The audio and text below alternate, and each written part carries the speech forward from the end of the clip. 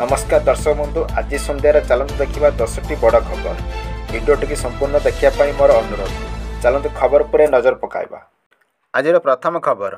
आज गणित परीक्षा देवे 10म श्रेणी छात्र छात्री। शुक्रवार ठारू आरंभ होइतिबा मैट्रिक परीक्षा रे आज जटिल विषय गणित रही। कॉपी रोकने कड़ा सुरक्षा व्यवस्था ग्रहण करा जायछि। परीक्षा सुपरिचालना लगी एथर 4 स्तरीय सुरक्षा व्यवस्था करा जायछि। समस्त परीक्षा केन्द्र में सीसीटीवी लगा जायछि। परवर्ती खबर।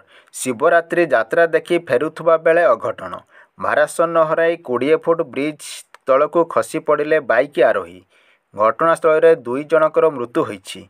कोरापुट चाटुआ निकटस्थ अंधारी घाट ब्रिज निकट में दुर्घटना घटी। अन्य जने गुरुतर होइछन्ति।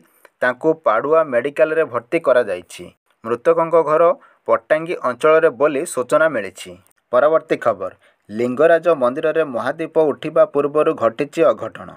महादीप नहीं चढ़ुवा बेले मंदिर उपरू खसी पड़े सेवायत। मशाल सह 12 फुट तलकू खसी सेवायत जुगेन्द्र समर्थ गुरुतर होइछन्ति। तांको गुरुतर अवस्था कैपिटाल हॉस्पिटल भर्ती करा जायछि। आहत सेवायत को भेटिले मुख्यमंत्री मोहन माझी। कैपिटाल हॉस्पिटल जाई भेटिछन्ति। मंदिरर चूड़ा उपरकू उठिबा पूर्व दीप सह खसी पड़ते सेवायत। परवर्ती खबर। 4 धाम यात्रा पाई खुशी खबर। बाबा केदारनाथ धामक द्वार खुलिबार तारीख घोषणा होइछि। पवित्र महाशिवरात्रि अवसर में स्थिर होइछि तारीख और समय। जो समय को जो मुहूर्त को कोटि कोटि शिवभक्त अपेक्षा करी रहिथिले, शेषरे सही दिन समय आसी जाइछि। आउ महादेव बाबा केदारनाथक कबाट खुलिबार दिन और मुहूर्त स्थिर होइछि। चलित वर्ष मे 2 तारीख रे खुलिब केदारनाथ कबाट। ठीक सकाଳେ 7टारे एही दिव्य कार्य आरंभ कराजिब। आउ सेही समयरु ही आरंभ हेब 4 धाम यात्रा। परवर्ती खबर। सुप्रीमकोर्ट बुधवार एक बड़ राय दैछन्ति। सुप्रीमकोर्ट कहिछि एणिकी छोट पिलांकु साक्षी भावे ग्रहण कराजिब। जदि साक्ष्य देउथुबा पिलाठू निर्भरयोग्य तथ्य मिलुछि ग्रहण कराजिब। निर्भरयोग्य तथ्य संग्रह रे पिलांकर सर्वनिम्न बयस ग्रहणीय नुह।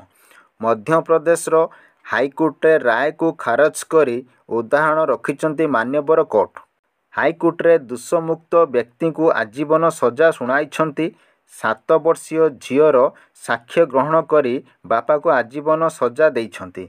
घरे झील उपस्थित रे स्त्री को हत्या पाई एही सजा सुनाइछंती कोर्ट। परवर्ती खबर। सरिला महाकुंभ। गंगा नदी कूल शेष है दुनिया रे सबुठारु बड़ आध्यात्मिक मेला, जेउठी लागिथिले साधु संत और भक्तों मिलन। महाशिवरात्रि रे शेष होइछि महाकुंभ।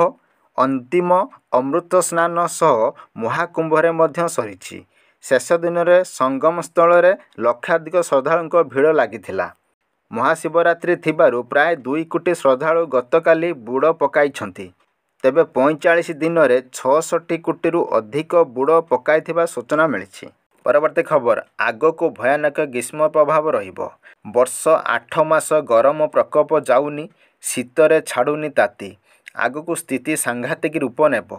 सबु प्रयास सत्वे विश्वर हाराहारी तापमात्रा 1.5 डिग्री बढ़ी सारिछि।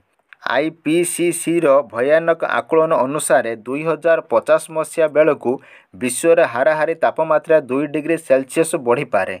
राज्य में आसंता 2 दिन पर्यंत पाणीपागर विशेष परिवर्तन संभावना नहीं। तेबे 28 रु 2 रु 3 डिग्री पर्यंत राति तापमात्रा वृद्धि पाई पारे। परवर्ती खबर। आउ जणे 10म श्रेणी छात्री मेडिकल प्रसव करिसंती। बरी ब्लॉक अंचल में 10म श्रेणी कन्या संतान जन्म देइछंती। सूचना अनुसार बरी मेडिकल छात्री जनक जाजपुर स्थानांतर करा जायछि। फेब्रुआरी 25 तारिख में एभली एक घटना सामना को आसीथिला। हॉस्टेल प्रसव करथिले 10म श्रेणी छात्री। परीक्षा देई फेरिबा बेले हॉस्टेल कले प्रसव।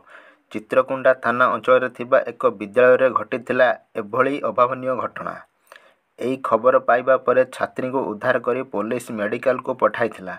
प्रसव को नहीं विद्यालय कर्तृपक्ष दायी करिसंती छात्री अभिभावक।